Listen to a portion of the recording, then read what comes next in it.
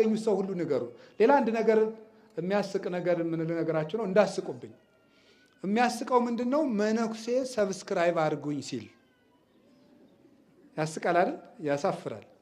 ወይ አለማፈር ብለው ደግሞ ዩቲዩበር ይሁኑ በሉ ችግር የለም።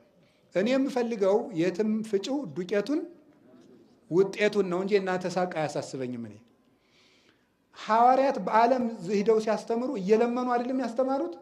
ኑ እንስበካችሁ አትሰብኩንም ዱላ እየተነሳ ሐዋርያት በዓለም እየዞሩ ለምነው አስተማሩ። አሁን ደግሞ ዓለም ሚዲያ ከሆነ ሚዲያ ውስጥ ለምን አላስተምርም? ለወንጌል ከሆነ አዎ አደርገዋለሁ። ስለዚህ ፈውስ መንፈሳዊ ሚዲያን በ91 ቀን ውስጥ 1 ሚሊየን ተከታታይ ማድረግ አለብን። 1 ሚሊየን ሰው ዘፈን 500 ሺህ እየኖረው ትምህርት የእግዚአብሔር ትምህርት ለምንድን ነው 1 ሚሊየን መግባት የሌለበት? ስንት ሚሊየን? 1 ሚሊየን። ይሄንን ፈውስ መንፈሳዊ 90 ቅዱስ ቂርቆስ 4 ጉባኤ የሚለውን ሰብስክራይብ እያደረጋችሁ 1 ሚሊየን ስታስገቡት ፕሮጀክቶችንም ለማስተዋወቅ ይመቸናል ማለት ነው። ለሰው እንዲደርሱ ታግዙናላችሁ። ትምህርቱም ለሰው እንዲደርስ ታደርጋላችሁ። ስለዚህ በመጨረሻ የምናገረው ሚዲያ ያላችሁ ኦርቶዶክሳውያን ወንድሞቻችን ሁሉ ይህን ፕሮጀክት እንድታስተዋውቁልን በእግዚአብሔር ስም እጠይቃለሁ።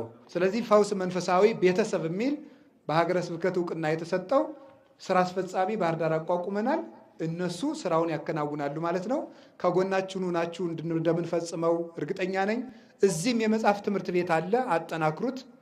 መምህር ፍሬ ህይወት የሚያስተምሩበት ይሄንም አጠናክሩ። ባህር ዳር ሌሎች ጉባኤ ቤቶችም አሉ። የሊቀ ሊቃውንት ስምዐኮነ፣ የመምህር ማይበል ፈጠነ፣ እነዚህ ሁሉ ጉባኤ ቤቶች አሉ። የሊቀ ጉባኤ አባ ማትያስ፣ ቤዛዊት ማርያም፣ ሌሎችም ጉባኤ ቤት አሉ።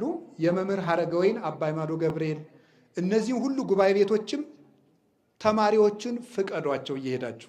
ስለዚህ እግዚአብሔር የጀመርነውን ያስፈጽመን።